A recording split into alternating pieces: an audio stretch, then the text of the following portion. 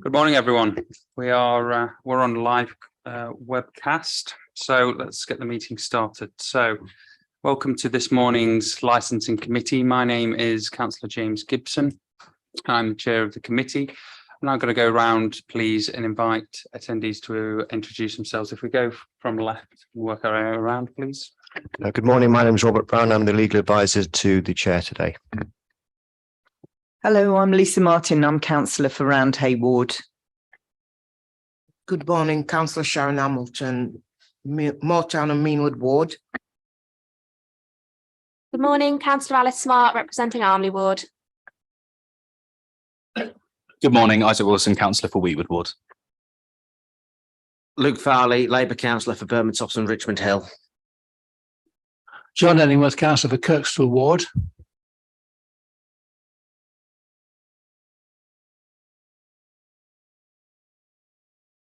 Apologies, I thought you'd do the councillors first, sorry. Melvin Bain, Managing Director of Festival Republic.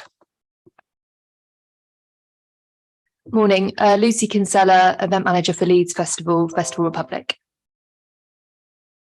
Morning, Jeannie Leach, Licensing Coordinator for Leeds Festival Republic. Good morning, everybody. Matthew Nelson on behalf of Entertainment Licensing.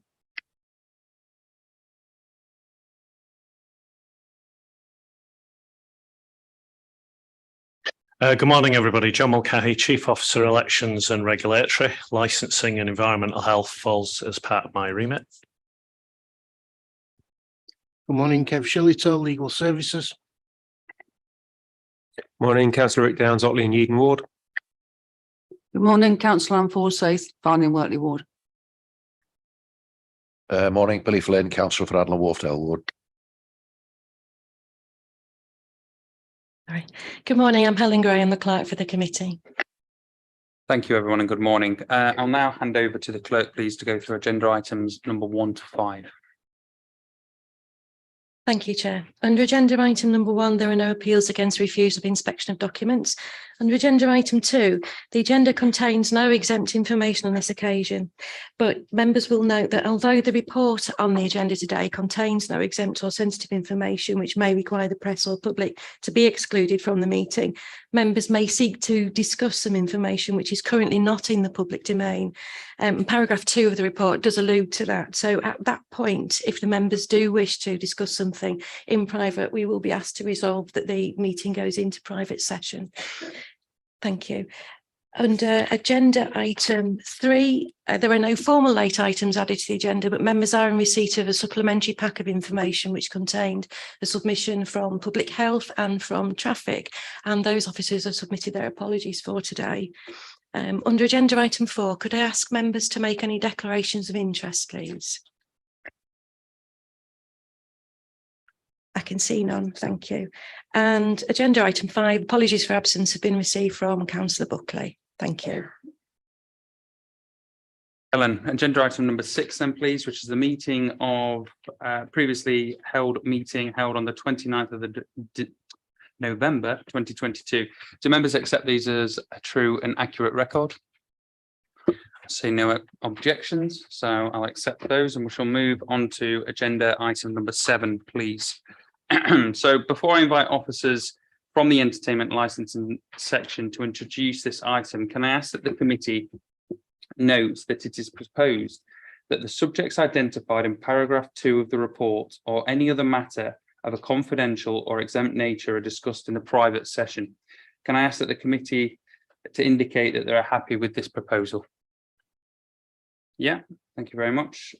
And with that in mind, I'll ask officers to introduce the report, please.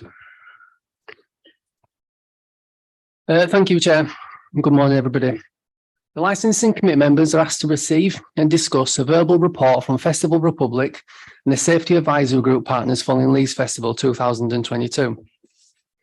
The festival takes place across the August Bank Holiday weekend each year at Bramham Park, and licensable activities are authorised by a premise licence issued by the licensing authority.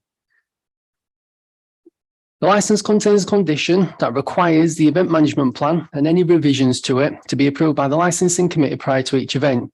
And the report gives details on agency engagement through the Safety Advisory Group process for both pre-event planning and post-event debrief. As mentioned already, paragraphs 1 and 2 of the report recommend subjects for discussion in both open and closed sessions, given that such discussions may contain confidential or exempt information. Paragraphs 3 to 9 of the report provides the committee with the event history and information regarding the delegation of approval of the event management plan for last year's event. To help identify improvements for subsequent events, paragraphs 10 to 12 of the report touch on agency engagement and the working group created by Wetherby and Airwood ward and parish councillors. Finally, the committee will note a supplementary item to the agenda, which is 2 statements providing feedback from Public Health and the Highways Department. No representation on behalf of those departments is available for today's meeting, and should members have any questions on those subjects which remain outstanding, I will make a note, seek answers and provide feedback by email. Thank you, Chair. So we'll now move to Festival Republic to provide their presentation on the subjects contained in paragraph 1 and 2 of the report. Sorry, 1 of the report. Thank you. Chair, thank you very much. I'll go through really, I think, on the agenda items as they are really, and I'll start with fire safety. Therefore, one of the areas that we spoke about before the festival, and in fact, you spent quite a bit of time with your officers on, was the worry around the Netflix program that was Woodstock 99, where there was fairly significant disorder and setting fire to tents and other infrastructure items, and the concern that I had that there may be a copycat activity at Leeds Festival, because it was the Netflix program at this point last year, in August last year, was in the top 10 of the Netflix watched programs. We increased our fire provision very significantly, across the weekend. It had been a dry period as well, but it was principally because of that issue. That didn't materialize. I'm pleased to say there were an increase in campfires and campfires reported, etc. But that deliberate vandalism and or damage that we may have expected as a result of Woodstock 99 being shown so widely didn't materialize, albeit there was an increase in tent set on fire on the campsite compared to previous years, for many years actually. To that end, certainly in respect of that, I think we've submitted all the reports there on the numbers, but we did provide 2 additional appliances, an additional footwear 4x4 response, and 11,000 tank response units. So we really did gear up, and we are, as you know, I think we saw what was in 22, 29 large rubbish fires versus 17 in 21. It's a reasonable increase. There was 8 tent fires versus 2 in 21, so again an increase, and 7 fires involving gas canisters. So we did see an increase. That said, for 23, we have always, for Leeds Festival, allowed, I think probably for the last 10 years or so, we've allowed campfires less than knee height and less than a step wide to be permitted.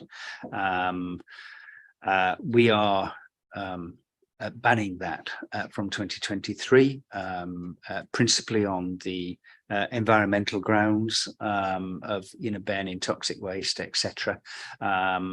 And we think that will carry some good favour with the audience that are here, that come to the festival. campfires no longer being allowed, very much in line with what is our Green Nation Charter. It will, I hope, have an added benefit of reducing, potentially tent fires and things like that. But the principal reason is very much in terms of the Green Nation Charter. Welfare and safeguarding. Sorry, Mr. Ben, can I just stop you just there, just very quickly? On item 2 on the report, it does actually say that medical will be moved to closed session. We did have a conversation this morning with legal and with the clerk, and we've decided that medical can be included in item number 1 on the report. So I'm just giving you a heads up that you might want to address that. There will be further discussion around David in the closed session under medical, and obviously, given that there's an inquiry ongoing, that would be appropriate to do so. But the wider medical, if you like, sort of medical provision, etc., can be discussed under point 1 in an open session. Of course, yeah. Thank you very much. Safeguarding and welfare. We had spent a lot of time doing a lot of work to promote the large variety of safeguarding services we have on site at Leeds, including promo video that was played on the main stage screens throughout the weekend. Second year of running the Look Out for Each Other campaign created by the Festival Advice Campaigns teams. That was set up in 2021, and it is chaired by Daniel Byrne here from Leeds City Council. And the group meet regularly to update messaging and comms. Again, 23, we will continue with that. We will engage additional people, and we're looking at additional people to engage already. And we've asked some of your councillors to check out a particular group that we're, council officers to check out a particular group that we want to work with to see whether they have the relevant credentials that we believe that they have. Safeguarding coordinator and assistant appointed to liaise with all safeguarding organisations on site, to coordinate a cohesive response to safeguarding incidents, and I do think that worked. The safeguarding coordinator chaired daily meetings on site with each of the organisations, and in addition, for 23, we plan to introduce an additional safeguarding coordinator and assistant. We felt that person that did it in 22 was a little stretched, and we can involve them a little more, support them a little more. Safeguarding organisations involved in Leeds Festival in 22. Brooke Advice were there, Festival Angels, Salvation Army, Samaritans, Narcotics Anonymous, Safe Gigs for Women, Sexual Assault Referral Centre, and Forward Leeds, providing advice on drugs and alcohol. Numbers. 2022, we saw within the safeguarding areas as such, we saw 8,400 people. 2021, we saw 19, just short of 20,000 people, a drop of 57%. Principal reasons are, sun cream, water, signposting, sitting and resting, some phone charging, under 18 wristbands, some sexual health, obviously with people like Brooke there, earplugs, toilet issues, hand sanitizer, accessibility support, etc., are the principal things that get requested within the safeguarding support services. We had safe hubs through the camps, throughout the campsite in 2022, provided by the welfare crew. 2 additional safe hubs were provided in 22, 7 throughout the festival. They were effectively friendly and supportive people in campsites to be able to provide welfare and a sympathetic ear and supportive ear, as well as a reporting service back into event control if that was needed. Plan for 2023 is the to replace the safe hubs as being called safe hubs and be really refocus them what they should be probably as campsite welfare points. Welfare and safeguarding, we introduced the Ask for Angela campaign, which I did at all of my festivals last year. It was pretty comprehensively rolled out. It wasn't massively used, but it was pretty comprehensively rolled out and audited by some of my teams. The Ask for Angela, I'm sure everybody is aware, but it is that a campaign around being able to go to a bar, a security person, a welfare person, etc., and ask for Angela, and that is the only 3 words that you need to utter, and my stewards and bar staff, etc., at that point know to take you to a safe place, because the person asking for Angela feels that they are being harassed or stalked or followed, etc., and that's a campaign that's gaining ground up and down the country, and we are adopting it very much at the festivals, and I think most of my staff are very familiar with it now. The Challenge 25 for 2023, we will introduce Challenge 25 as opposed to Challenge 21. So that's a new thing for us. Spiking, it was very much on the agenda for many people last year. We purchased 2,000 drink spiking tests from Check Your Drink and made them available to purchase from the welfare tent. We also purchased 100 urine tests for the medics to test if patients had been spiked, and those urine tests were a small number were sent away for testing. There were reports of 25 potential spike-ins in total. Of these, 10 were reported to the police and 6 consented to do a urine test. Of the 6, 1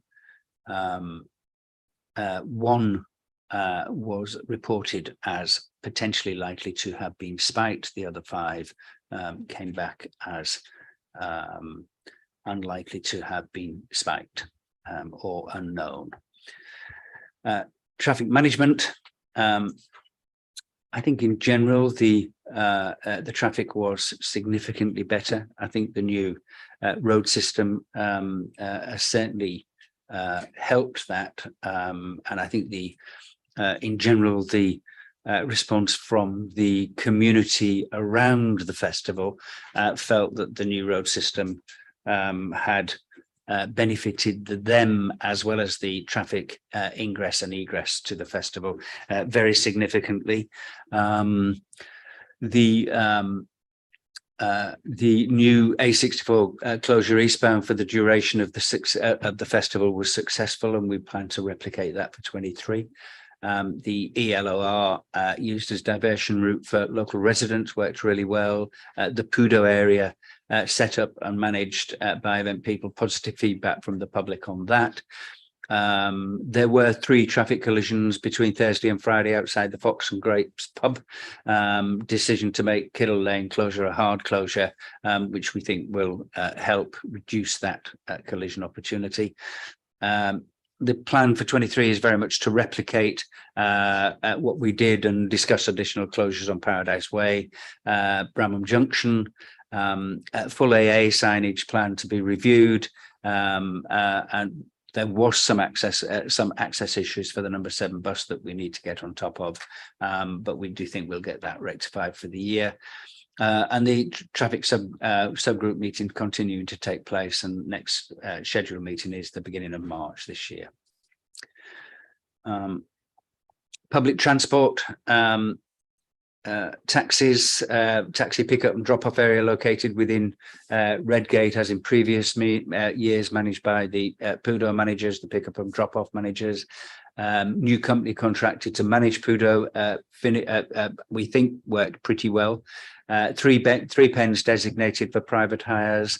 Signage for each bin wasn't clear enough, and we will certainly do better on that next year. And we equally will increase the number of VMS within the village and campsite areas to direct to taxi pickup and the bus stop. Earlier engagement with taxis, licensing needed to ensure ample opportunity for taxi pack to be widely circulated. First buses continue to provide the shuttle bus from Leeds city centre and the train station to the festival site. And for the first time in 22, we ran a bus from Wetherby to the site, which was moderately used. Noise nuisance, we had a relook at the acoustics and had a new acoustic modelling report carried out for the orientation of Main Stage West to reduce any impact on residents. This and again, the weather does play a part in this, but this did result in a reduction of noise complaints in 21 from of 40 to one, just one in 2022.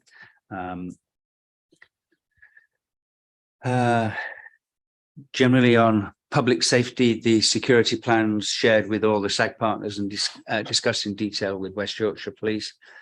Covert security plan will be enhanced for 2023. It was pretty successful. We felt in 22, but we think we're working very closely with West Yorkshire Police and think it will be even more so in 2023. We salvage and cleansing.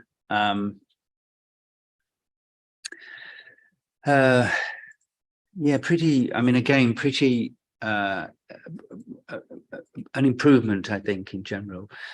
Salvage operation took place on Monday post-show, coordinated by the sustainability team.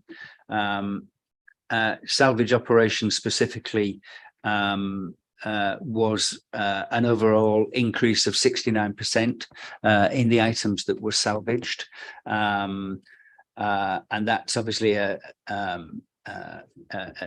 sort of increase in the sort of waste diversion, really, because that's stuff that was potentially going to not be recycled as such. We increased the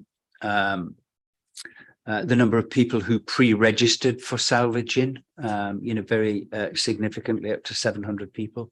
And we had around 100 people walk up on the day. So we did that. We had an eco campsite, which was incredibly successful, and that will grow. The feedback from the eco campsite, which is essentially a leave no trace campsite, which in theory ought to be everybody's intent.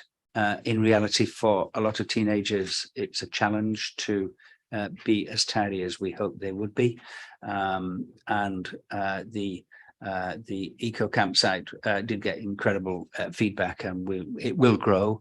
There'll be a point at which it gets to a fairly substantial element of the campsite attendees, I think, based on other events that we're doing. General waste management, I think, was positive. Zero waste to landfill, and is where we are and where we want to continue to. We recycled around 46% of our waste collected. Generally just positive about the way that continues to grow, really. Medical, we used a new medical provider in 2022, Code Blue. They are principally an Irish-based company, main medical tent located, an Irish-based ownership, UK-based paramedics and medics and nurses, etc., with all the relevant UK qualifications, but the ownership was based in Ireland. The main medical tent was located in the village, additional medical points located in the arena. We did unfortunately have a last minute change in key personnel, namely the medical coordinator, which resulted in a new management team running things on the ground. And the CQC registration and purchase of the on-site X-ray was not achieved. Instead, a local private hospital was contracted to provide the X-ray off-site. We've moved quickly for 23 and confirmed Elite EMS rather than Code Blue for 2023, who are a Midlands-based CQC registered for ambulance transfer, etc. They'll also be able to provide on-site X-ray either through direct ownership or indirect ownership, and we're very confident that, and we've spoken to Yorkshire Ambulance Service about them, they're very confident about that. Overall, medical in general was relatively similar, I suppose. Alcohol intoxication is always the largest number, but it's a consistent number between 21 and 22. Drug overdose again is usually second, and that was quite a significant reduction between 21 and 22. Bites, stings, etc. Are a reasonable proportion, and people that have had one too many and are sleeping it off tend to get called for medical assistance as well, and that tends to be a reasonable number. Again, that one was a slight increase on 22 versus 21, but in the main everything went down as opposed to went up in terms of that. Total transfers to the medical facility, to the hospitals, was in 2021. It was 16 transfers. In 2022, it was 31 and 11 X-rays, quite a significant increase in transfers. We intend to reduce that, obviously, because of the pressure on the health service, very significantly for 2023. Numbers of patients seen actually was a little lower in 2022 than 21, and dropped by about 16%.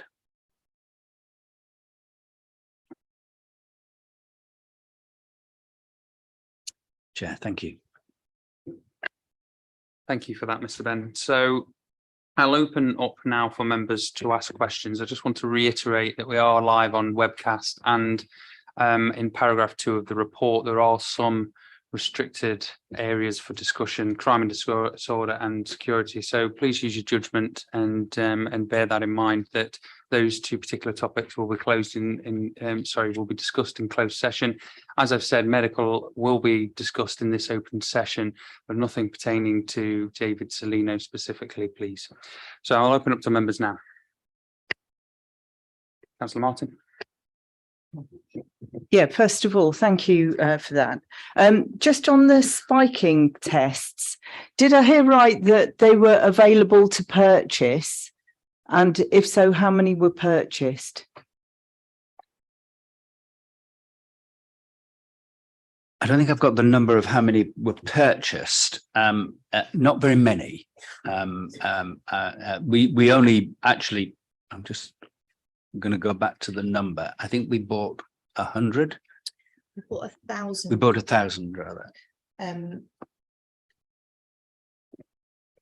Apologies. Yeah, we bought 1,000 of them, but like Melvin said, there wasn't many sold at the festival. We had them available from our welfare tent. I haven't got the exact number to hand, but it wasn't even in the triple figures. It was under 100 that were actually sold. I think it was quite a last minute. We were able to get them from Check Your Drink, and we probably do more to let people know and communicate that we've got them there for sale for next year if we continue to do that. And it's agreed that we should have that facility in place. But we bought 1,000 and there was less than 100 sold. What was the cost to the person buying it? It was £1 per test. Councillor, that was also replicated across quite a number of my other camping festivals here and abroad, where we bought the tests, we made them available, but the take up was really quite low.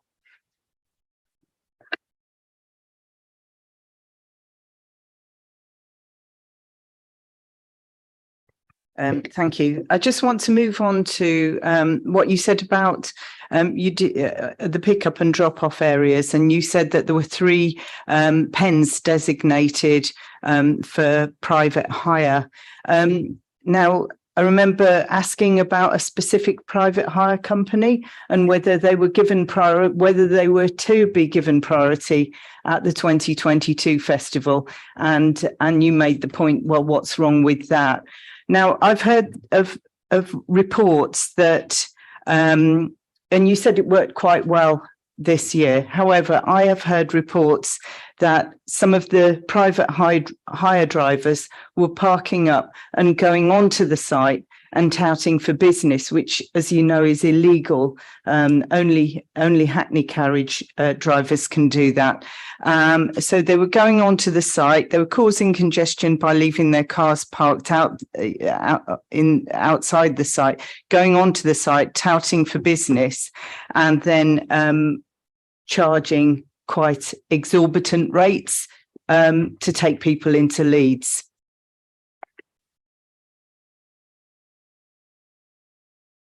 That I have to say, that isn't something that has been reported to us. It isn't something that our traffic management teams picked up on site. The PUDO team, the pickup and drop off managers, didn't pick up on that on site. I'd definitely be interested in hearing a bit more detail on that, but that wasn't something that we noticed or were aware of in that sense of it. And I think it would be very, I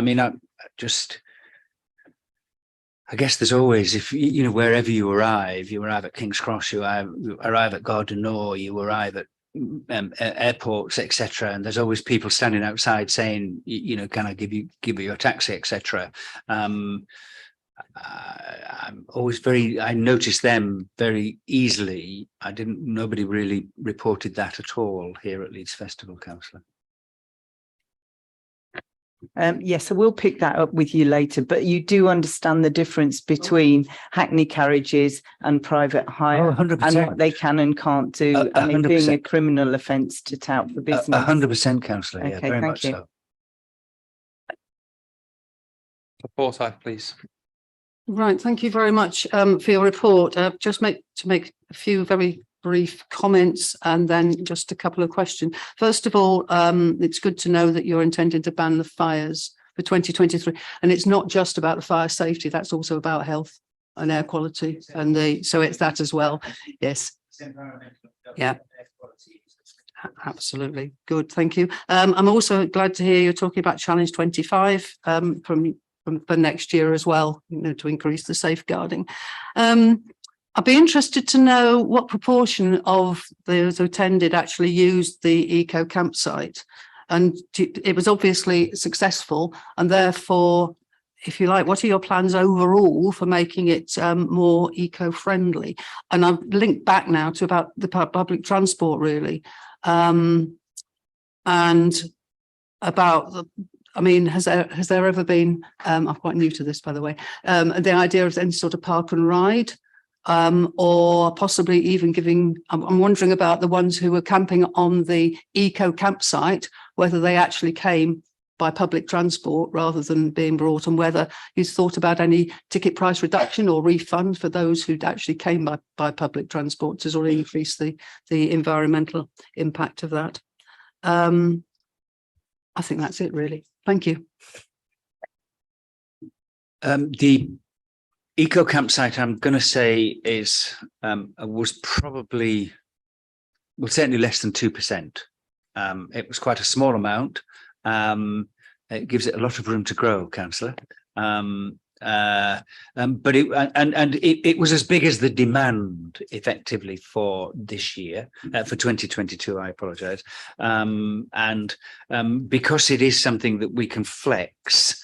In that sense of it, I mean, to a certain extent, we can flex it because it obviously has to be staffed and provisioned in that sense. So it can grow, it will grow. It is a major focus. We've seen quite good levels of growth at other festivals, but of course the public have to take it up. We can't force that in that sense. As for evidence of whether those in the eco campsite drove or used public transport, we have none. And again, it's such a large proportion use public transport because they're not of an age to have cars, or they are a lot of young people, as you know, are have less cars than we did at our age in terms of proportion, I think. We don't have that, and no, there is no price reduction for eco versus non-eco. That isn't something that I would anticipate.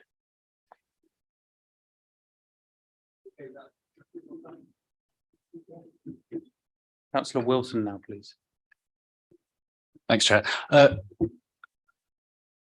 got a number of questions about the salvage and the waste, but I'd like to come onto those later if it's okay, because we were talking about personal safety, really. And I think that's probably the most important thing for us to consider, and not something I've got personal experience of, but from hearing from some of the people who went and about how they felt, a lot of them felt unsafe. And there seems to be a bit of a difference between what we're hearing about the festival from young people and what we hear about it officially. So what I'd really like to ask is how you intend to work with the people who went in 2022, and perhaps also the volunteers, some of whom I've also heard from about the festival and their concerns about it, to figure out how we make it better. And in particular, I'm thinking about, you talked about the spiking kits earlier. It sounds like they were distributed from a welfare tent, £1 a piece. Maybe there could be a more proactive way of getting those out to people and making sure that people are okay. But also working with young people to even look at questions like, how do we increase the number of people packing up their tents and going home with them, not leaving so much waste, and all other aspects of the festival, really. I think in a way this committee can look from the outside, but it would be good to have a commitment to actually working very thoroughly with the people who went, to find out more about their experience and what they think could be done to improve some of these issues. I've got some more specific questions about recycling and salvage, but I'll come to those later in the meeting, if that's okay. Yeah, so what would you like to ask them after Mr. Ben's answered this first question? Yeah, I'd like a concentrated response about how to involve young people and the people who attended in improving the festival.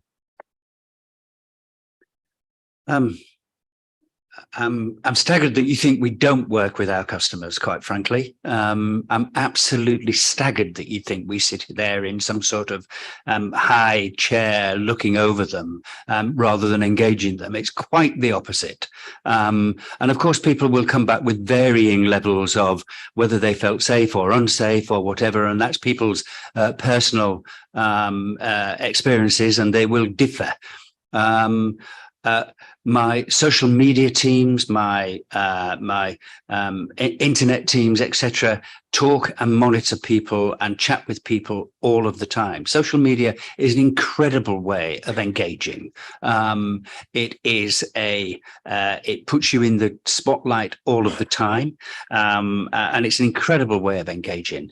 In addition, We talk to local schools. We talk to groups of people about that. We obviously talk to the Festival Angels teams about their perception of, safety on site. We talk to the security teams about their perception of safety on site. I would refute any suggestion that Leeds Festival is anything other than a safe festival, councillor. Come back, Councillor Wilson. Sure, thanks. Well, I appreciate your firm view that it's a safe festival, and that's good to hear. I didn't say that you are sitting in a high chair, but all I was really looking for specifically is just how you and you started to answer that, how you work with people who attended the festival. So yeah, really great that you're interacting with Festival Angels, Salvation We Army. not talk over each other, Samaritans. please. Excuse me, Mr. Ben. We do not talk over each other in this committee. Please, Councillor Wilson. Yeah, just an explanation of how it is you go about working with the people who attended the festivals. How does that work? Is your planning around things like recycling rates, things like how to distribute spiking kits, all of those issues, is that worked out with the people who attended? How do you do that? Great if it is. I'd just like to hear about how that works. It isn't worked out with the people that attend, of course, in the same way that the layout of a supermarket isn't worked out with the people that shop there. No, it isn't worked out. It's provided by us in the way that we think best. Yes, that is the way. It's the only way we can do it. In my view, it's the only way we can do it. The idea that the festival layout and distribution would be designed by the kids, by the festival goers, or by shoppers in general, that is not the way that things work in that sense. But we do have, as I said, Brook Advisory are there, talking to people all of the time, feeding back in real time whether there are concerns. Festival Angels are there, Salvation Army are there, Samaritans are there, Narcotics Anonymous are there, Safe Gigs for Women are there, Sexual Assault Referral Centre there, Forward Leeds there. We and numerous welfare points. In addition, we have our campsite assistant teams, the CATS teams working on the campsites. They are peer group people. They are the same, generally the same, or very close proximity of age to the festival goers themselves. They are listening themselves, talking to people all the time, feeding back into event control all of the time. Yes. And yes, we do. We talk relatively openly and extensively, albeit at relative short notice, about the drink checking kits. But we certainly gave people a week's notice, 10 days notice. In general, every single one of our customers engages with our social media in that 7 to 10 days leading up to the festival. And so although it was short notice, it was unlikely not to have been noticed by people that were attending the festival. So always open to more engagement. No, I'm not open to the kids running the festival themselves. That will never be the case, but always open to more engagement. Thank you, Mr. Ben. I don't think Councillor Wilson suggested for a moment that children would be running Leeds Festival, but thanks for your comments. Councillor Smart, please. I was going to pick up on the spiking test kits issue, which Councillor Wilson raised. It's good to hear they're at such a low price point, just £1, but as the take up was so low for next year, would you consider giving them away for free? You wouldn't do at all? Or okay. Was there an answer to that? I didn't hear. No, I wouldn't consider giving them away for free, Chair. Can I ask why that is? I think it's unnecessary. I think very few people are concerned about it. I think if the amount of people, and again, I it's very limited, but straw poll among my staff who are of a younger age wouldn't consider purchasing one generally. How often does one use one? Do you use one before you have every single drink? It's unlimited how many may possibly get used in that sense of it, really. So I think £1 price point is very reasonable. There is no markup on that. I think, quite frankly, if I was to be giving them away, I would be finding hundreds of them, thousands of them in the bins. Councillor Hamilton, please. Thanks, Chair. My question is regarding the NHS. You said that you're going to help to reduce the pressure on the NHS going forward. Can you give us a bit more information how you plan to do that? To have on-site X-ray facilities, principally to reduce the amount of transfers into the local hospitals. I'm just coming back. I mean, apart from just the X-rays, what else are you going to increase the first aid, etc.? That's why I'm asking, you know, with regards to, it's not, they don't just go down to the NHS for X-rays. Councillor, we had, I'm just looking at the figures so that I have the figures.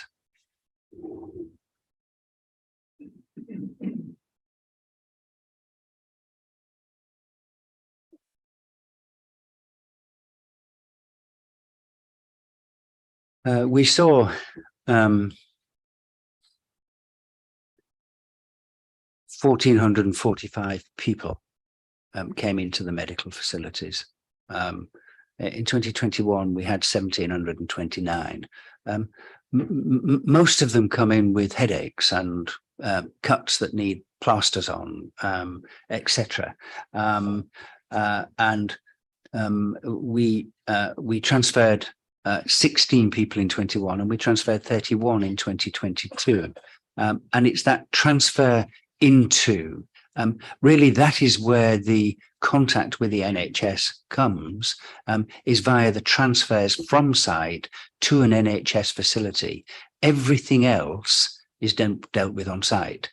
And yes, I want to reduce the numbers that transfer into any medical facility that we're not doing, and we will gear up for that accordingly. We work with the Yorkshire Ambulance Service in particular, but obviously with Leeds City Council to address the medical provision, and if they feel we need more, I will definitely provide more.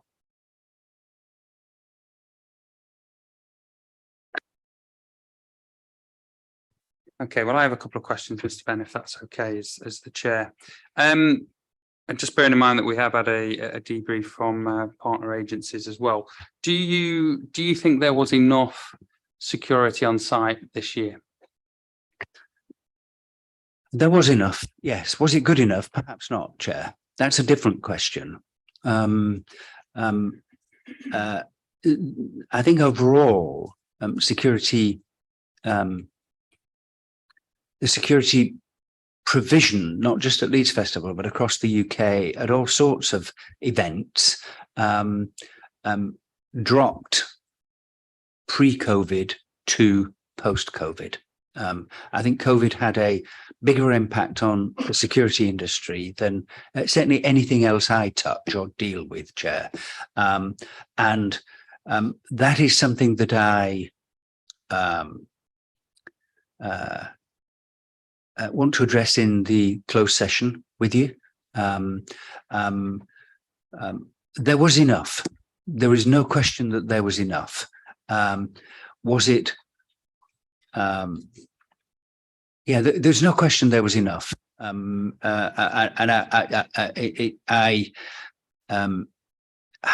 the public interacted with them is certainly something how I would like to improve. So it might be a training issue and a quality issue rather than numbers per se. Would you agree? That would be my assessment, Chair. Which I think, given the context of, we've seen recruitment issues across every industry, I think that's understandable. But obviously, welcome that you acknowledge that. That moves me on to medical provision. Would you, obviously, this was a new provider that you'd used. Would you say that they had enough experience of working in festival environments and were prepared in terms of the challenges that working in that very unique environment would offer? So I have no doubt that everybody that was there was professionally qualified and had the right professional registrations, but experience of working in that unique circumstances. Do you have confidence in that provider? Yes, I did actually, Chair. And I wouldn't have put them in place if I didn't. I wouldn't have put them in place if I hadn't have used them before as well. They are my medical provider at my principal festival, or my largest festival in the Republic of Ireland, which is a similar size to Leeds Festival. And they do it perfectly well. They do all of my shows in the Republic of Ireland. They do perfectly well. I don't. I mean, although we are changing them, I'm not changing them because their service was inadequate. I'm changing them because I think I can make it better. We'll certainly welcome you doing anything you can to improve services, and if you're engaging with somebody you think is better, then that's all to the good. Why do you think the new provider is better? What will they offer that perhaps the previous provider didn't? I think principally a CQC registration here in the UK, Chair. And they're a very large medical provider to the National Health Service, and they are keen to protect their CQC status. Will they have had experience of working in that festival environment? They will. They did the 2021 festival. They did the Leeds Festival? They did the 2021 Leeds Festival. I thought you said you were changing provider. From the 2022 provider. Oh, okay. Sorry. Yep, I'm getting my events mixed up. That's fine. That leads me on to the provision that they had with them. So, we did hear that there was, there was a lot there in terms of what they were able to offer on site for medical assistance. But I wondered if they had any attention to dealing specifically with serotonin syndrome and making sure that people had the appropriate ice wraps and things like that. And I realised that there is very specific ways that that A&E, for example, would deal with that specific issue. Were they geared up to be able to deal with that? I know that we're not going to leach into any specific conversation about anybody in particular, but it's a broad question that concerns everybody at the festival. They were geared up for that, Chair. It is UK A&E doctors that staffed it and demanded the provision that they would have in any A&E department anywhere in the country. And yes, they were geared up for it. You can guarantee that Yes. They definitely were. Okay, thank you. Leads me on to a big question that's been asked at this committee over a number of years. How many 16 and 17-year-olds were present at the festival?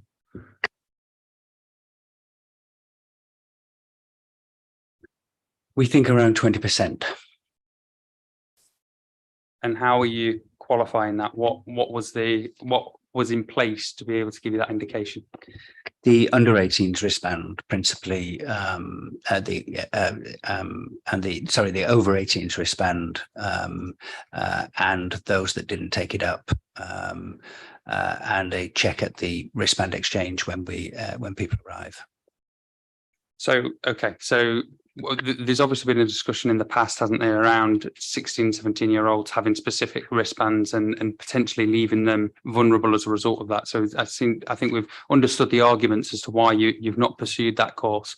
But there is, so from what you've just said there is a specific over 18s wristband. There is, Chair. If you are, 18, 19, look like you will be challenged every time you go to a bar or anything like that, there is a specific over 18s. You may even be 22, 23 and still be have a face that constantly gets challenged. And there is a specific wristband for those people to go to register. They bring, passport ID, etc., proper ID. They get an additional wristband so that when they are being challenged at the Challenge 21, now the Challenge 25, they can show their wristband to demonstrate that they have gone through the process of establishing their age. Okay, that's understandable.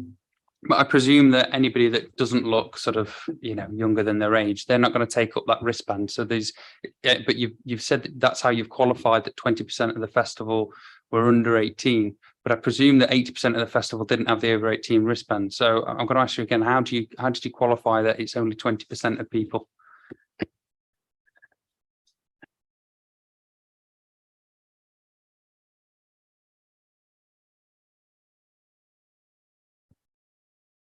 So new for 2021, we also introduced a supplementary wristband, which we agreed, I think we spoke about it previously in this room, that we would issue at the entry points at the campsite gates, a wristband for those 16 and 17-year-olds that were allowed to be on site without an over 18.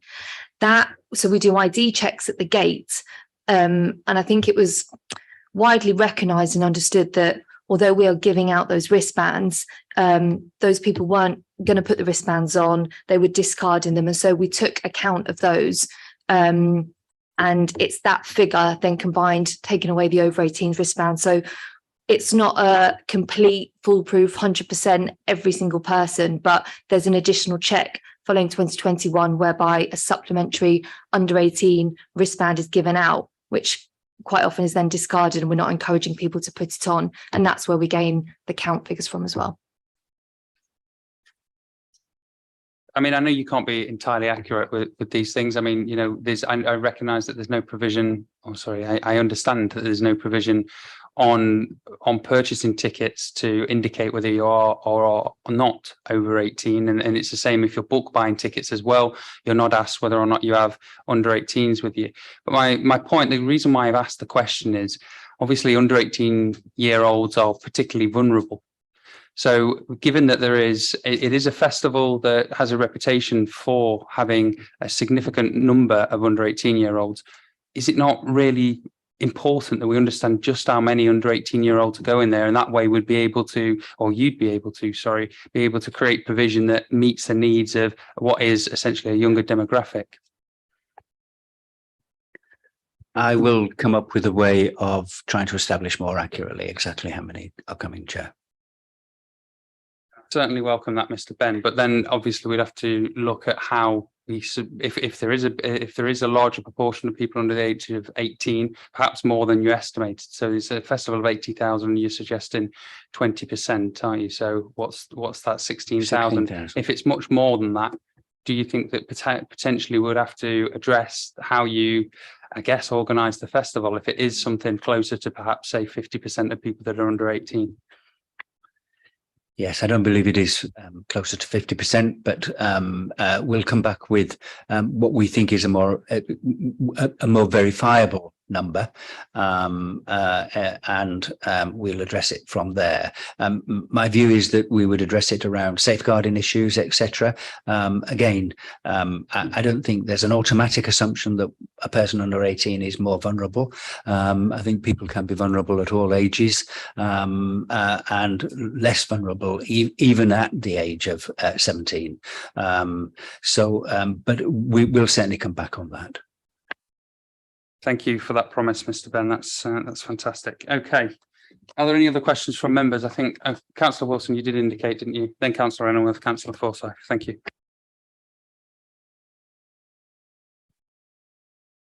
Thanks, Chair. Just so on the environmental and waste side of the festival, I'm interested in how you can spread the leave no trace concept further beyond the camp. I think I might be wrong. I think I heard the eco campsite was around 700 people or so, which it is, I think, definitely less than 2%. So it's a start, but even if you kind of made that 10 times bigger, it's still quite a small percentage of the people going. So how can you spread the kind of things that you did there just to ordinary attendees. And then just on some of the numbers you mentioned, 46% of waste collected was recycled. But do you know what percentage of waste was left on the ground? And I think also that recycling figure probably excludes larger items like tents, sleeping bags, duvets. Can you tell us how you plan to increase the level of people packing those things up, taking them away with you?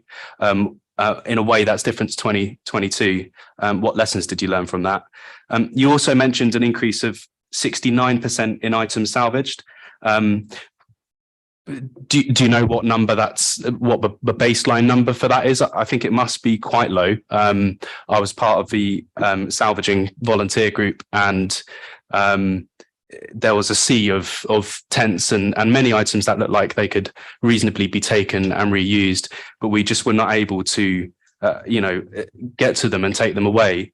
And I think the kind of factors behind that were the amount of time we had to salvage, the amount of space in the transport taking those items away. And I guess the fundamental part of that is we were volunteers coming in cars, sometimes quite small cars, occasionally a tent. We were lended a tent by Seagulls, for example, which was great. But the capacity really is incredibly limited to take stuff away, combined with the time and the number of volunteers. It's a drop in the ocean. The salvage felt really good because we could redistribute some of those items to people who needed them. But most of us felt sort of pretty appalled by how much there was and what little difference we could make really in terms of salvaging. So I'm particularly interested in how we decrease the number of waste left behind. I think that's the most important thing. And I think the salvage, I'm also interested in, do you have specific plans to improve the capacity of salvage, proactively working with people, but also and in particular how you increase the rate of people taking the larger items away?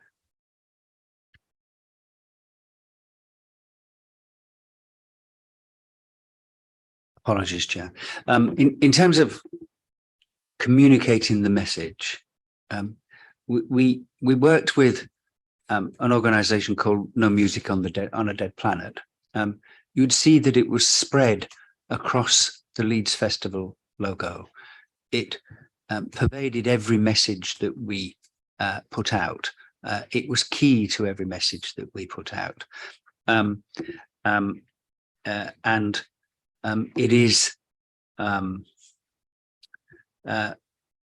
it's very much at the heart of everything that I try to do, Councillor. I'm as committed as getting the message out and trying to persuade people as I can be.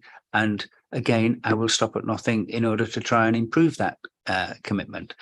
We had organisations on the ground that were communicating the environmental message at the festival, as well as the non-stop social media attention that we provided for it.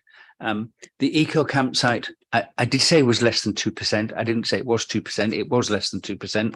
And you have the numbers, and you confirmed the calculation with a little more time than I did had to respond. It was less than 2%.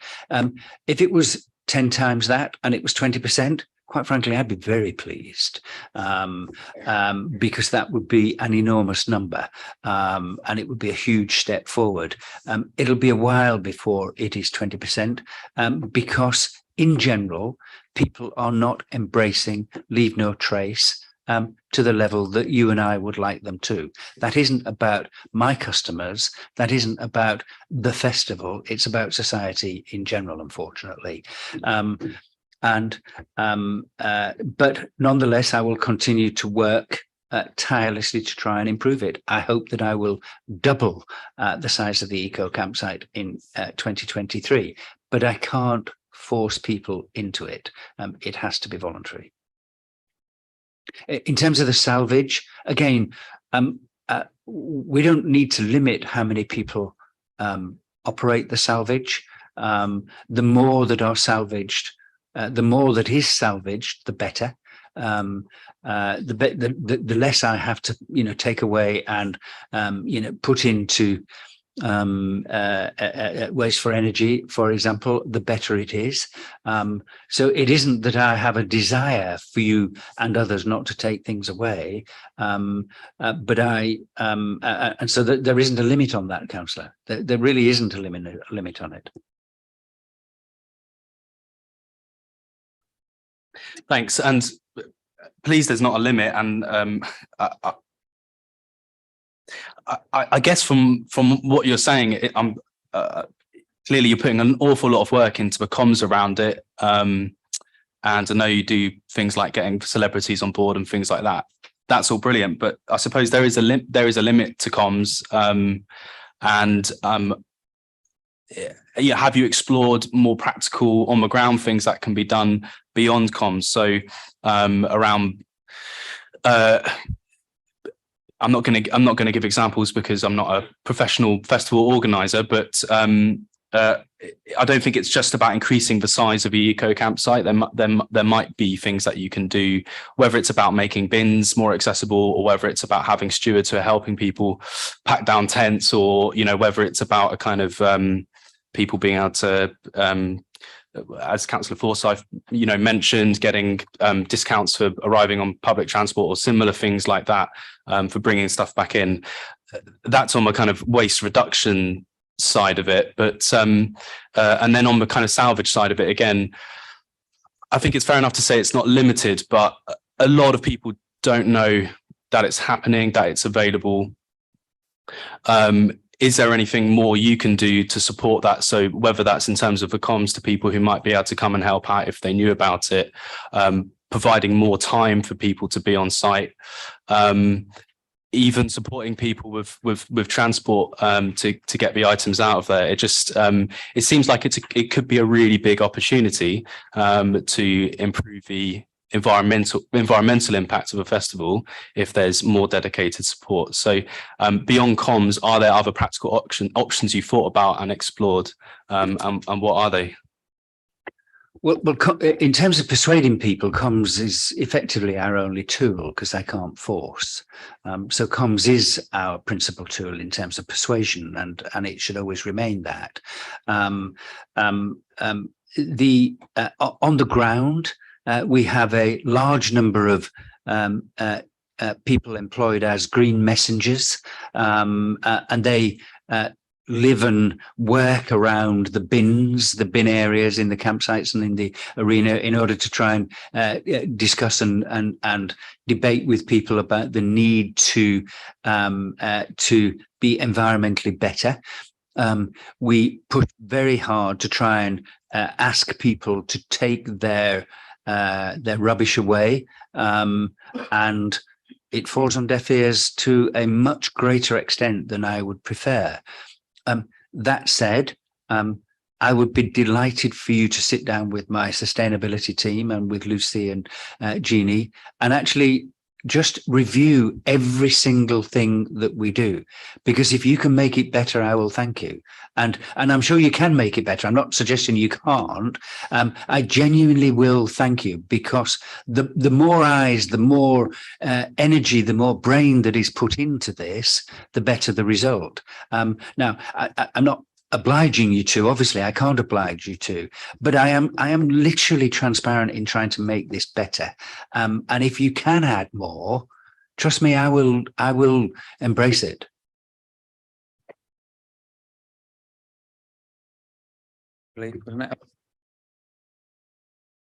Would you keep it quick though? Yeah, just to say, my suggestion would also be doing that with some of the people who attended, but I don't want to be accused of letting the kids run the festival. But I have met with some of your team before and had a short conversation, and I'll be happy to again. Yeah, I'll leave it there. Thank you, Councillor Wilson. Councillor Forsyth, please. Right, thank you. I was just picking up on something from earlier when we were talking about the wristband issues. Am I right in thinking that the festival goers put on their own wristbands, or do you put them on for them? It's just something, it was the way you said that at festivals I've attended. I have been to ones where they give you a wristband, and then nowadays they don't, they fix it on.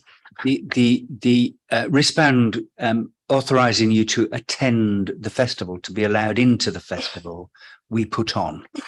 A wristband being given to someone that has identified as being under 18 is a voluntary additional wristband that they choose or choose not to put on.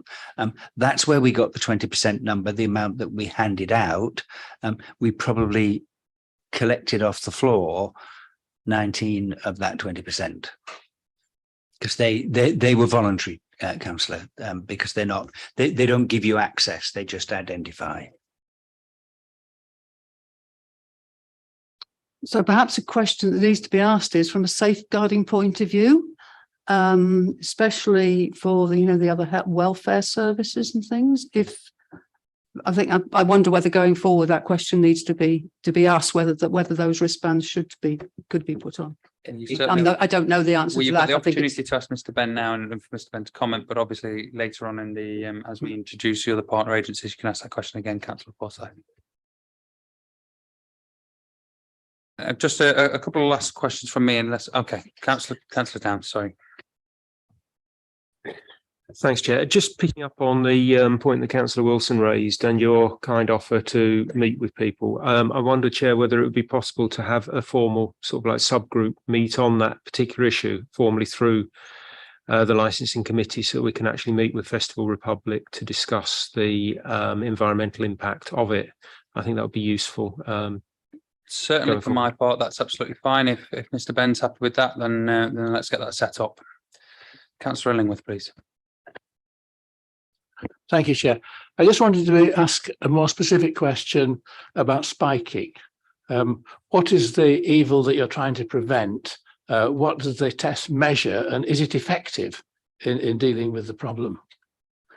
The only test that's absolutely 100% effective is the urine test, councillor. That unfortunately is not an on-site test, which is unfortunate. As I say, it would be much better if it was an immediate test. The immediate test, which is the test kits that we give out and use ourselves within the welfare system, I think they have a 97% accuracy, but not 100% accuracy.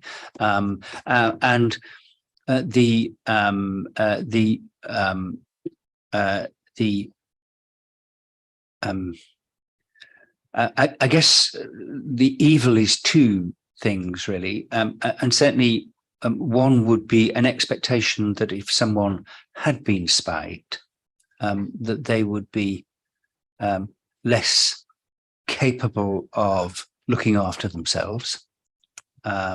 And I put that in a fairly general sense, but less capable of looking after themselves, male or female, and spiking does happen to males as well as females. That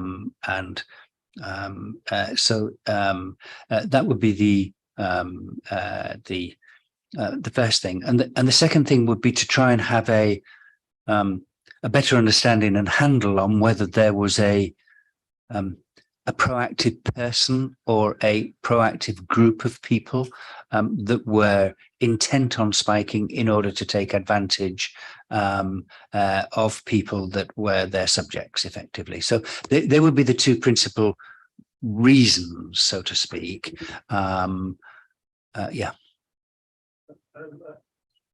And what does the test measure? What actually is being tested for? It's I believe it's testing for a substance that I think is commonly referred to as GBH or something. It's a particular drug that I guess makes you less conscious and less able to make a decision. But it's also testing to see whether there are essentially anything other than alcohol in the system. Thank you. Questions, members? No? Just a couple more from me then, Mr. Ben, if that's okay.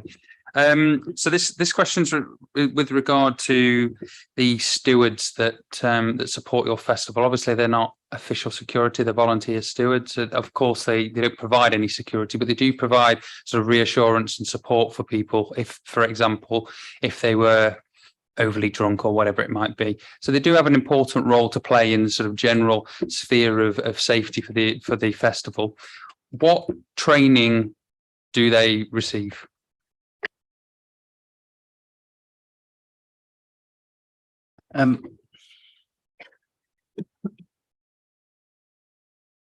The stewards all receive a basic training. They don't carry an SIA badge that has a security industry standard in that sense of it. And most organizations, I don't know any organizations that do anything other than employ a mix of stewards and SIA security. And they receive an instruction pack. They receive something that they sign to say that they understand their roles and duties, and they get a basic training. They usually come from security and stewarding companies that have provided them with a in-house basic training, but not an external adjudicated training like the SIA provide. Apologies, Chair. There are additional people that actually have, in the sense of it, no training at all. The Samaritans, they don't operate as stewards, but they do provide a service nonetheless. Would be an example of it, for instance. Thank you. And look, we do understand that these are the volunteers, obviously get paid with a ticket essentially, and it's not their primary profession to like security staff that obviously have to register for the SIA card. So of course their knowledge and experience is going to be limited. We factor that in, but anecdotally, some people have there's been suggestions that some of the stewards weren't as supportive as they should have been. Now, I don't know whether that's true or not, but I wondered, and of course, as you've said, you do offer some training, but I wondered whether or not you would consider perhaps some mystery shoppers being able to test out whether or not those stewards are actually absorbing that training and therefore be able to perform a function that's actually got some utility. Chair, could I just clarify? We employ quite a large number of stewards that are not volunteers. In fact, we employ almost no volunteer stewards. Almost no volunteer stewards. And to my knowledge, we employ no volunteer stewards actually within the festival environment. We employ volunteer stewards, let's say, for instance, at the north end of the site, outside the site, where, for example, Bramham Cricket Club provide volunteer traffic stewards at the north end of the site, so that people don't come down the wrong entrance into Bramham Park. That's could be classed as a stewarding duty. It is a volunteer function.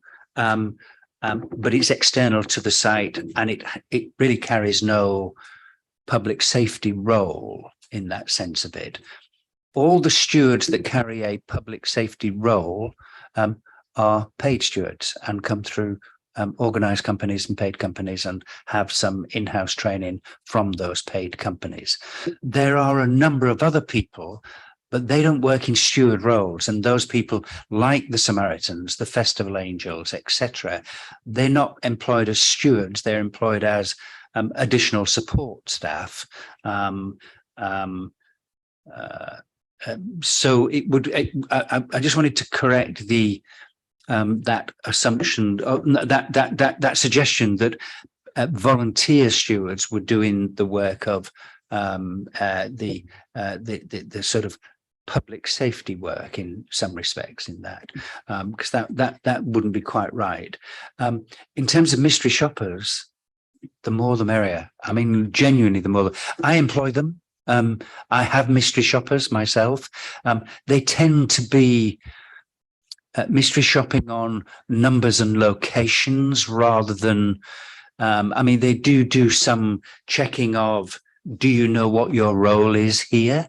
Do you understand what your function is? When you are working in this particular position, they do that. They don't do it from a point of view of being a festival goer. That's a slightly different, that would be a slightly different mystery shop. I'd be very open to it. I'm very happy to participate in it. Thank you. That's great. And thanks for clarifying the points as well about paid stewards and voluntary stewards. Sorry. Thank you for that, Councillor Hamilton.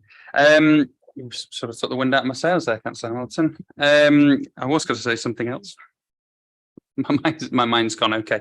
So I think, well, if members don't have any other questions, no, any other, obviously other questions can be asked in the closed session. In that case, then we will start with responsible agencies. I think we should take a quick break before we do that. So let's have a quick 5 minutes and then return for that section. Thank you, Mr. Ben and Festival Republic team for that.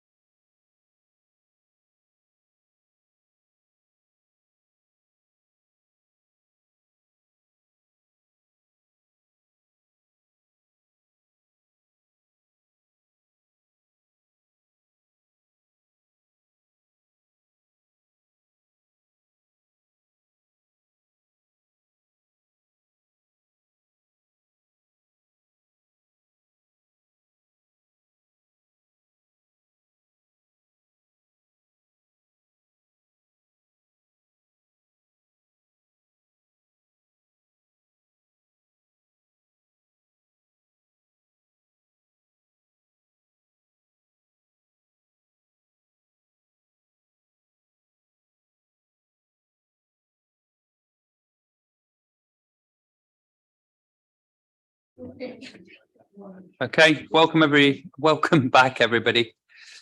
We're back up and running. Okay, everyone sat okay, sat comfortably.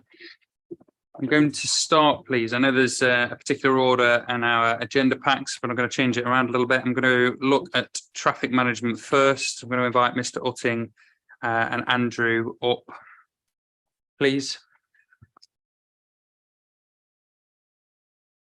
And this, members, is sort of update, if you like, from taxi and private hire licensing and the trade with a trade rep, Mr. Utting.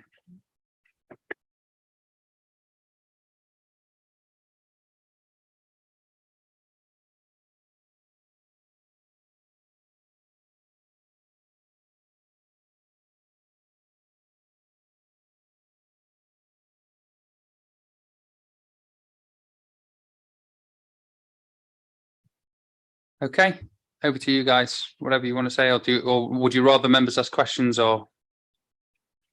Yeah.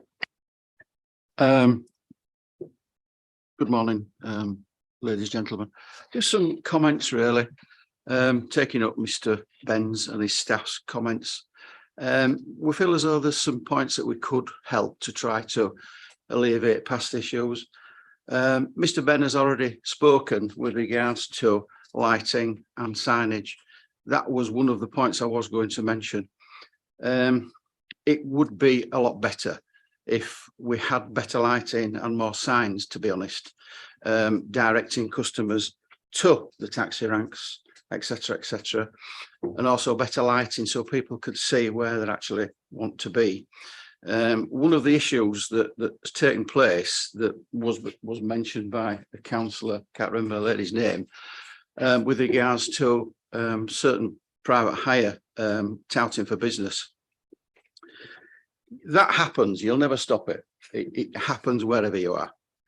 The problem being is when people tout for private hire, the issue is that because the private hire at the front, middle and we're at the rear, the problem being is that they tend to walk towards the customers when they're leaving the festival, and which is a dangerous practice, which has been said, that people don't realise and don't know which vehicles they're getting into, because private hire have to take a booking.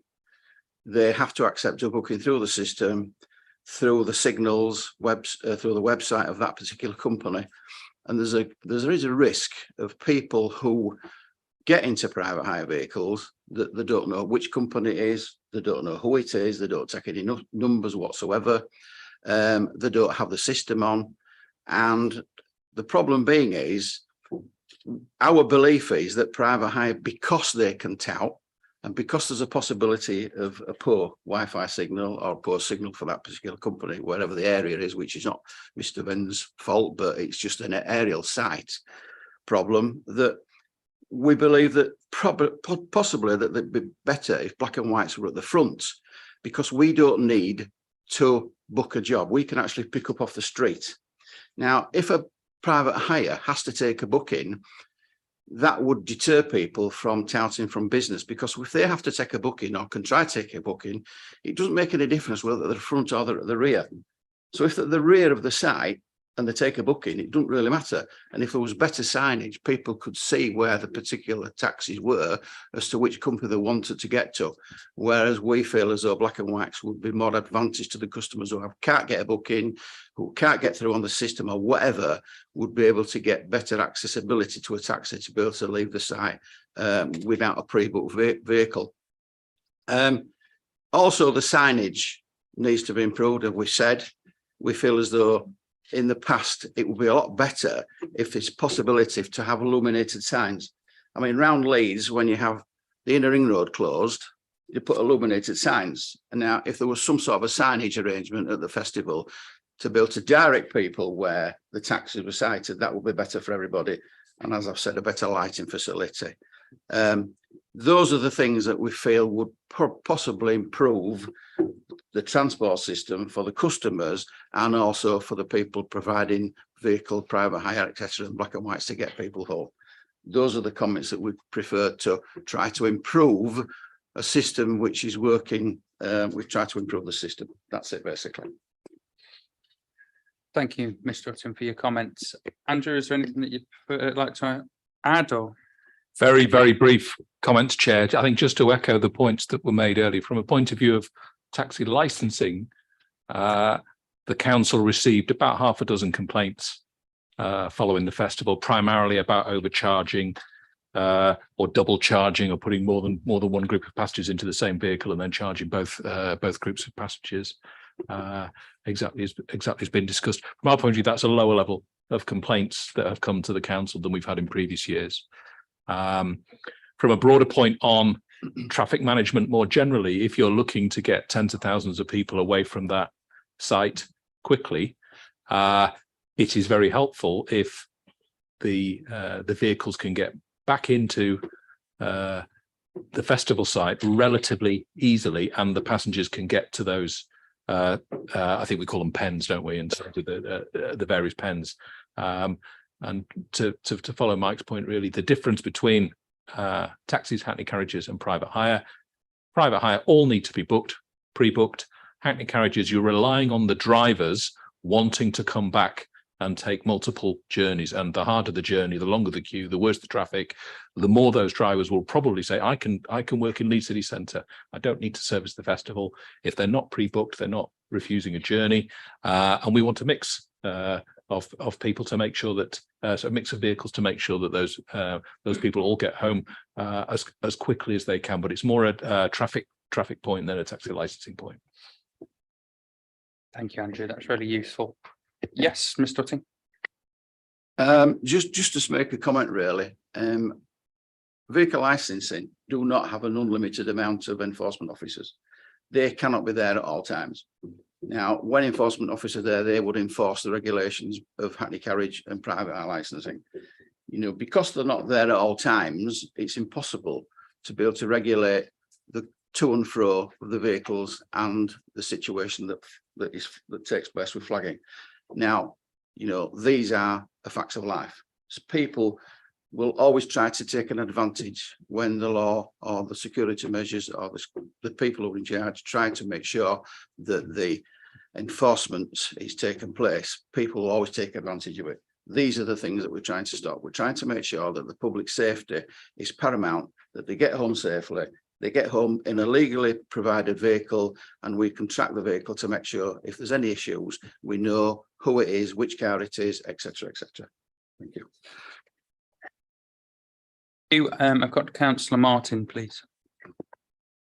Just a quick point of clarification. It's partly the legality of the vehicle, but is it something about insurance? So if you've got a private hire that isn't pre-booked and picks up by, you know, just off the street, then they're not insured. Is that the case?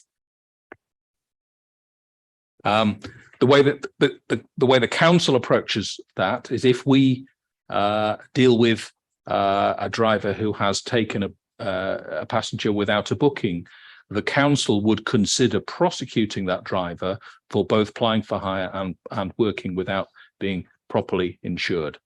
So that's definitely the starting point, Councillor Martin. Whether then some information might come out in the case more specifically, but we would certainly consider prosecuting for both, yes.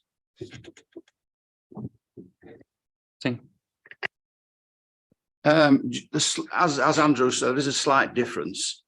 A private hire company is owned by one or two individuals, and it's that particular company that owns the license for that company, whereas a hackney carriage is licensed individually by the actual driver.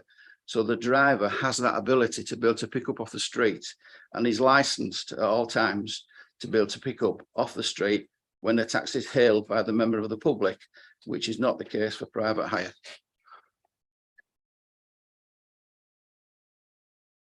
Members?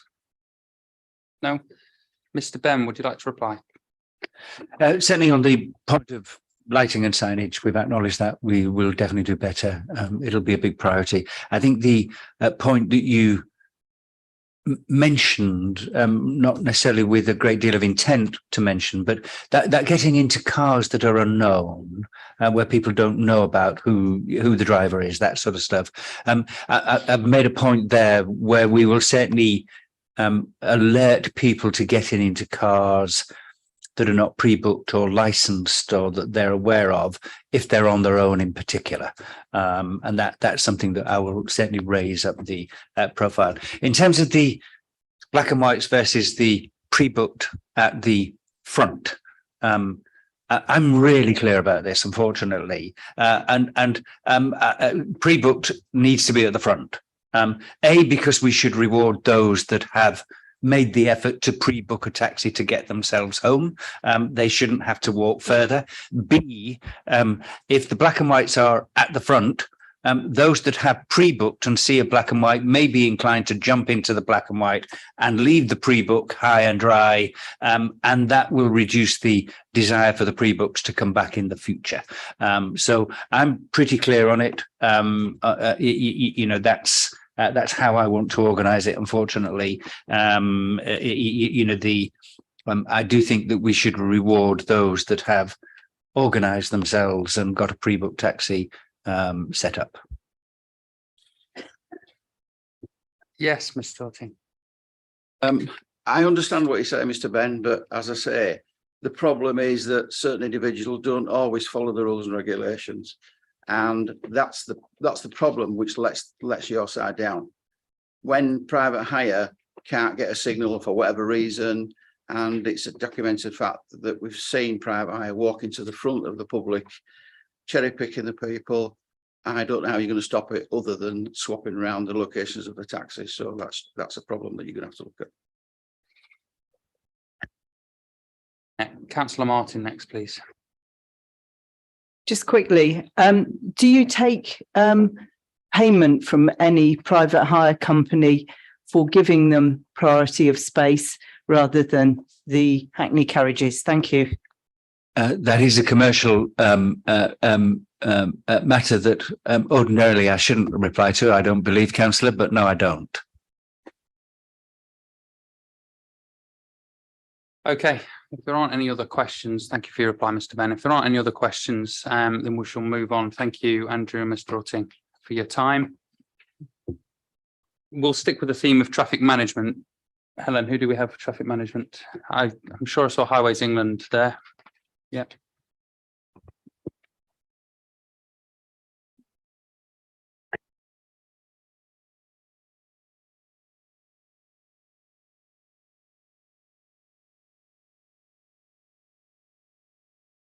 If you'd just like to introduce yourself and then you can take it away as you please. Thank you, Chair. Dave Skupski, Operations Manager from National Highways, and I lead on the planning for Leeds Festival. To give an overview, I think the report that's been provided by Mr. Gardner from Leeds City Council in relation to the traffic management is very accurate, including the points there that he's made from National Highways point of view. I think for 2022, we were very happy around the level of engagement between ourselves, other members of the traffic subgroup and Festival Republic. Following the debrief from the 2021 festival, there were particular elements and aspects that we wanted to see improved. Having a consistent traffic management approach throughout the festival period, which did happen for 2022, I think has been a significant improvement. The only real issues that we saw for 2022 were during the egress period. The ingress throughout sort of Wednesday onwards, we felt all worked well. The Sunday night, the traffic was slower, which impacted back onto the A1M. But we're already working with Festival Republic sort of for the planning for the 2023 event, and there are additional elements that we feel can be improved for this year to manage that as best as possible. It is always going to be more difficult getting people out than it is for getting people in, as some of has already been discussed in terms of sort of taxi pickup. Pickup is slower than drop off because people have to be reunited with the vehicles that they are.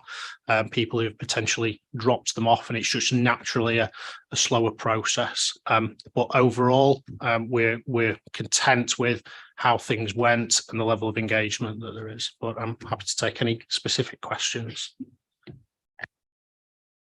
Thank you for that. Members, any questions? No, everyone's happy? Okay, well, in that case, then we shall move on. Thank you very much for that report. That was short and sweet, but obviously you've done a very good job, so thank you. Any questions for Mr. Ben about traffic and highways management? No, okay.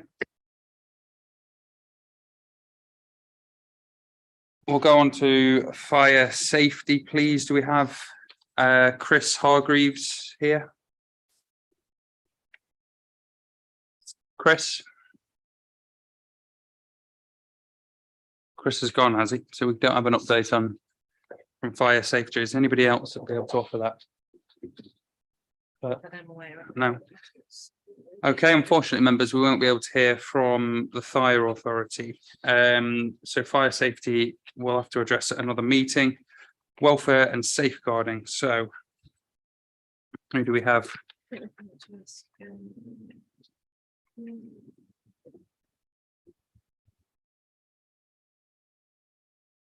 No. Well, we've had submissions from public house. I don't know if you want to invite Yorkshire Ambulance Service to join us at this point. Okay. Yorkshire Ambulance Service would like to join us. We'll be able to talk about welfare and safeguarding, but under medical as well. Is that okay?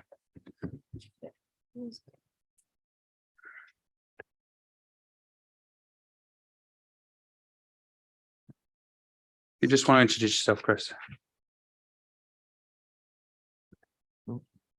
Ed Turner, in place of Chris, Yorkshire Ambulance Service, emergency preparedness, resilience and response. So the feedback from Leeds Festival from us, it's worth noting that you can't change people's behaviour when it comes to alcohol and drugs, and that's a given. The only thing you can do is mitigate against it. So that said, the clinical aspect of the cover that was provided was good, and what you'd tend to find in an NHS setting anyway.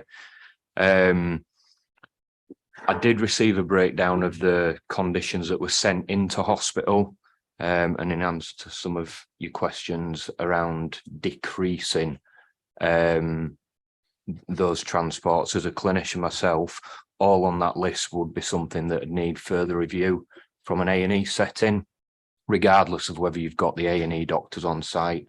It's the onward flow from there on into more specialist services. So I won't labour around the clinical aspect, because clinically the staff that were there are all registered to UK state authorities. The practice that they did on the day around certain incidents, there were no complaints from us or from other clinical backgrounds. So the majority of our feedback is around the preparedness and planning going into the event. So issues beyond your control at Festival Republic around the medical coordinator, and the sort of lack of provision and short notice uptake on that in the 14 days going into the festival. We found during the 14 days running into it that the medical plan had some gaps, all of which we fed back in and met with yourselves, and was rectified going into the event. We did an inspection during the weekend, and we covered a few points there around major incident and the command and control aspect of the company. So it's worth noting that in terms of CQC registration, although Code Blue weren't registered, the Republic of Ireland probably has a better spec than the CQC, which is a pre-hospital emergency care registration. So within their own geographical area in Ireland, they've probably got the same quality as what you get from the CQC over here. That said, the command and control for this event, the provision that they brought to site in terms of major incident equipment, the triage for mass casualty was lacking. Their awareness of the site, where certain areas could be formed should there be an incident, whether that have been a crush, an MTA, which is a marauding terrorist attack. These were things that were highlighted and there were very little answer. And that comes back to the planning stage. A lack of engagement at the tabletop exercise would have covered some of these issues. We as Yorkshire Ambulance Service are there as part of the SAG process to inspect. We put a commander in, and that commander is there should they be required to reach out into further NHS provisions in times of major incident, critical incident. So the control of those medical resources is solely down to that medical company to begin with, until we as a statutory body were to arrive on scene and take over. The infrastructure within the site setup, the medical centre, was probably a little bit on the small side, given the attendance. We've fed back in around having a waiting area where patients coming forward, if it had been raining, I mean, it were ridiculously hot that weekend. So it works both ways, having a cool environment for them to wait in or sheltered from the elements if it were to be in the opposite. Again, points that were noted and have been picked up since. The specialist triage areas at the side of stage, again, it comes down to the planning and preparedness of the company that were tendered. There was some difference in opinion of how the ways of working should have been done, splitting resources between sites. Once we highlighted that it wasn't feasible what they had in place, the company rectified that immediately, and they did have overstaffing where they were able to put that extra staffing at each side of stage as requested by us. Around the X-ray provision, this was sourced very late. It's been a little bit of a frustration for the last few years. Given that the event happens every weekend, we feel that it's something that can be got on top of early, and I'm pleased to say that Festival Republic have started their medical planning early. We've had correspondence since the middle of December, I think it was, from yourselves with these assurances. I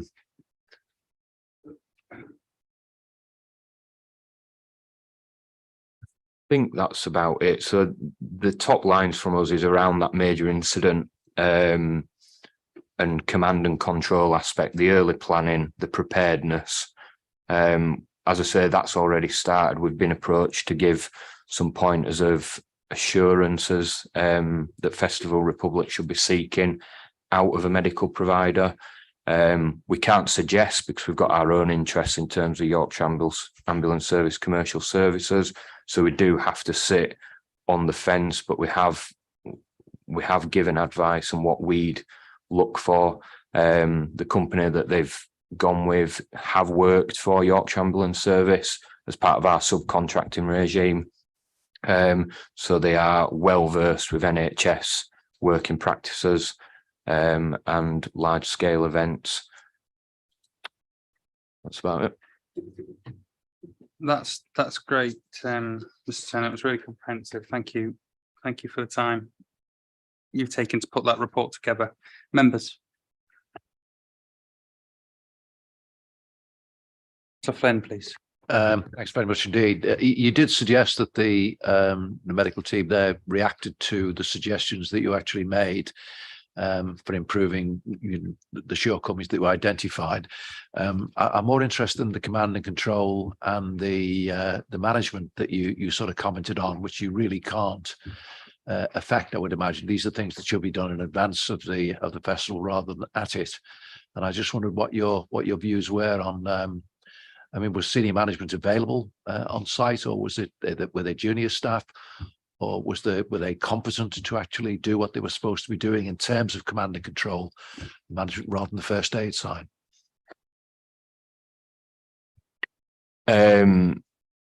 Competent, yes. Set up and prepared, probably not. And again, against the provisions that they brought, against the some sort of 100,000 attendee, if something were to have happened, that triage ability in how we in the UK prioritise medical emergencies at a major incident, they probably wouldn't have been able to.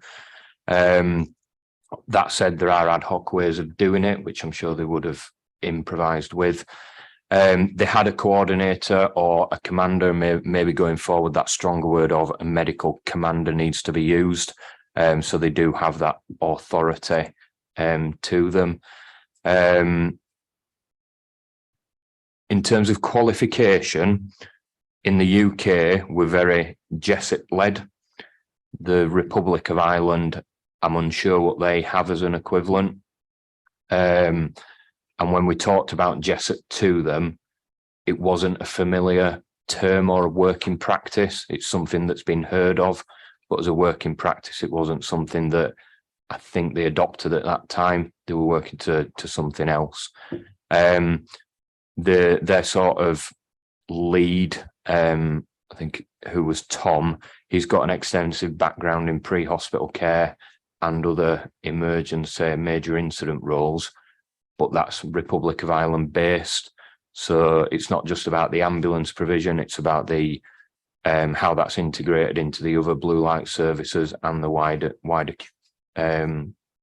category 1 community. So changing that command structure, they had the structure.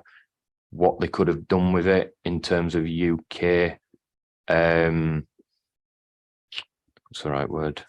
Expectation, it might have differed, which is again why we are on site as a backup, so to speak, and that gateway into the wider NHS.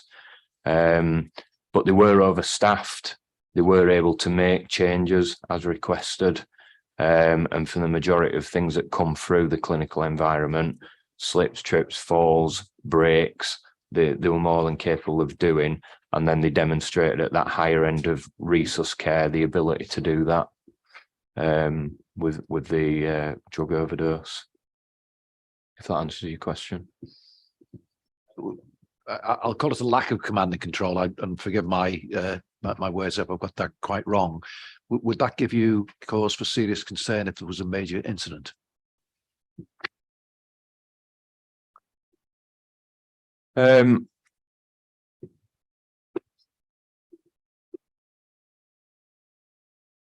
provision that they had, yes. In terms of being able to categorize those patients effectively and timely, the awareness of the site and where they could have set up different provisions on that site. So we look at casualty clearing, casualty collection points. The site knowledge was quite lacking. In terms of controlling of their resources, I think that I have no doubt they would have been able to do that.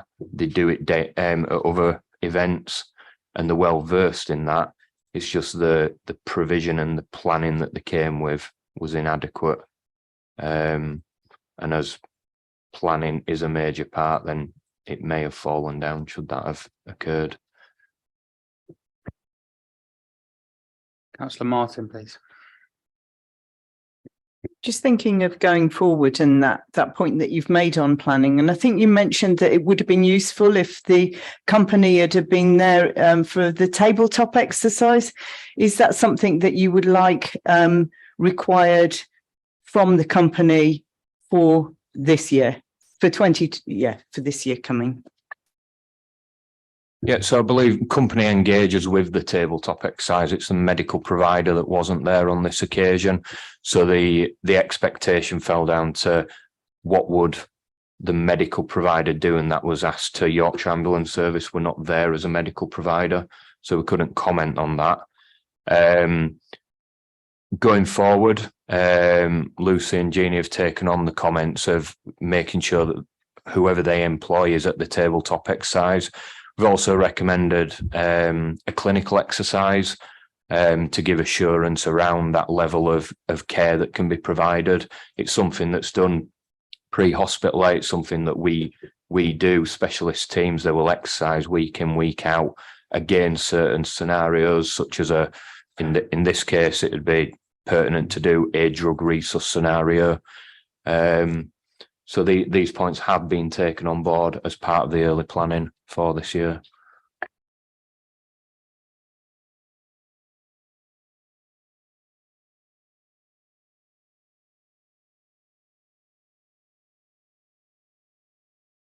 Okay, members.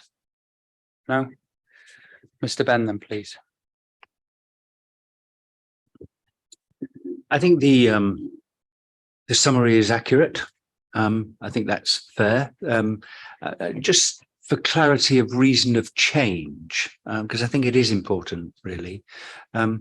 We changed from elite in 2021 to code blue in 2022 because the lead person from elite left elite to join code blue, and he had been the lead liaison person with Yorkshire Ambulance at Leeds Festival for as many years as I can remember, and been the lead planner for as many years as I can remember. And so, I know Yorkshire Ambulance valued that relationship with him. And somehow the planning and undertakings that he provided when he was with Elite didn't materialize when he moved to Code Blue, which is why we've moved back to Elite. That's just by way of reference and clarity, because I do think I imagine a number of people were wondering why we had gone to Code Blue.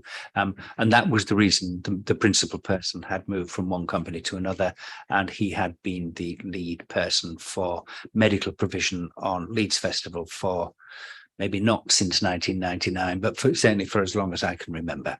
I think other than that, the summary is accurate. I would have no concern about it, other than to raise the point in terms of command and control in a major incident. My team operate no command and control. The blue light services operate command and control in a major incident, and my team offer support services as opposed to the command and control. It's a small point, but I do think it's an important point just to raise and to clarify. And my team, I'm certain, would have been very capable of sitting into that support service structure and taking instruction as required from the command and control of Yorkshire Ambulance in that circumstance, really. Other than that, Chair, no further points. Mr. Turner? No? Okay, well, thank you for that report. Appreciate your time.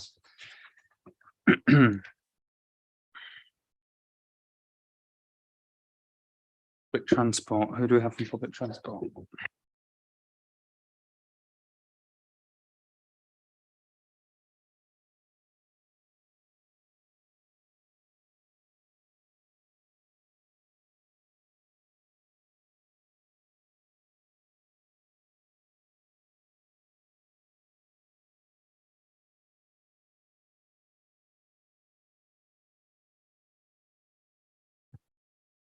Can I invite up our LCC Environmental Health, please, to look at noise nuisance. If there are any other partner agencies that feel that they'll be able to contribute to that discussion, please come up.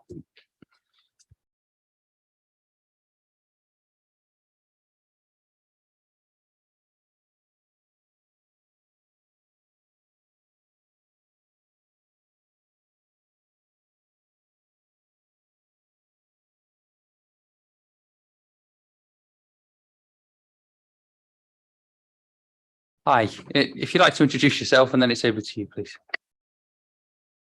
Oh, hi, Ruth Turner, Team Manager, Environmental Health. My team deals with complaints in relation to noise nuisance, and also we feed into the public safety from a work perspective. So crowd management and stuff like that. So we have officers on site over the whole weekend. We are well involved with the planning of the event. We attend the SAG groups and we work closely with Festival Republic and their experts. So public safety experts and their noise consultants. So we have cover for through the night for noise nuisance and officers are on site from 10 till 6 a.m. So for the duration of the licensable activities. This year, we didn't receive any complaints in relation to noise nuisance, which I think is a first. And we work closely with the crowd dynamics team to make sure that any issues around movement around the site from crowds was dealt with. And we have a good working relationship. That's great. Thank you, Ruth. Does anybody want to ask anything firstly about noise nuisance? Well, there we go. Yep. Just, any idea either from Mr. Ben or yourself about why the noise seems to have been significantly better this year? So we did a lot of work this year, as Mr. Ben has already alluded to, with the consultants about site layout and noise propagation. We had extra patrols, extra monitoring sites around the site. The weather obviously does play a part. There was some controls put in this place because in previous years we've had issues with noise from the fairground. So some controls were put in place around that this year by Festival Republic, and basically they utilised a red card system. So if any complaints were received, and it gets a warning, and if it continued and they continued to cause noise nuisance, this is post 11 o'clock, 11 p.m. Then they would be asked to leave site, and it seems to have worked really, really well, to be honest.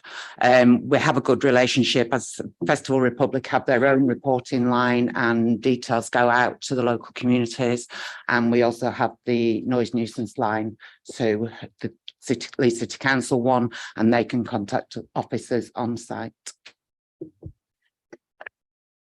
Well done to both of you. No complaints. That is a first, isn't it? Fantastic. Anything to comment on, or members would like to ask questions to either parties around health and safety? No, probably address those in the closed session more so. Okay, thank you very much. That was great. Thank you.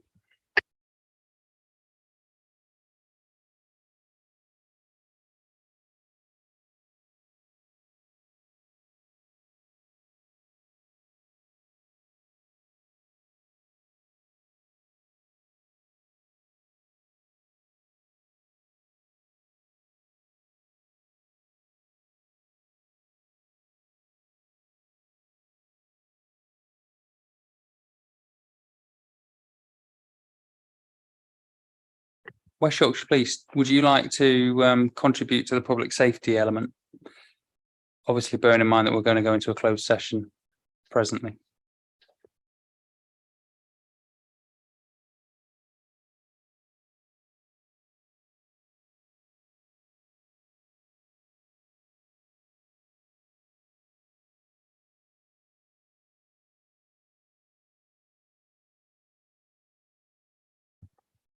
Good afternoon, everyone. My name's Matthew Davis. I'm a superintendent from West Yorkshire Police. Thank you very much for this opportunity. I know I got the opportunity also to address members previously, so I won't take up too much time.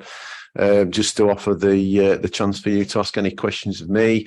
From my perspective as Leeds Silver, obviously events in 2022 were overshadowed by the death of David Cellino. And from a policing perspective, 98 offences recorded and 50 arrests is the work that my staff and teams were undertaking. And it feels remiss not to point that out before I go on to say that actually, in terms of an event of this magnitude and size, and in my experience as a Silver Commander going back over a number of years doing many and varied events, the event was largely very successful. I agree with a number of the submissions and questions that have been asked to this point, and clearly as the political, social and economic landscape changes, so does our approach to managing a safe festival. And every year we come to these meetings and undertake to redouble our efforts. What I would say is that I'm very grateful to all partners on the table. I think everybody pulled together very, very well. We are improving things, particularly to Festival Republic, who are always extremely receptive to any recommendations that we make, from counter-terrorism measures through to safeguarding young people. And hopefully we can build on that going forwards. Obviously, as a responsible authority, there are 4 areas in which I can submit information and evidence. I'm aware of the fact that there is another meeting coming up, so I'm not going to take up too much time by doing that, but I will take any questions. Members? No, I think it'll wait until the closed session then, but thank you for that public report. So next on the list, I have salvage and cleaning. Is there anybody in the benches that wants to come up and discuss that? Is there anybody that's not been up yet that does have something to add to the open session? Can't see anybody indicating. No. In which case, then I think we shall move to the closed session, please, Clerk. Happy to move to the closed session. Thank you.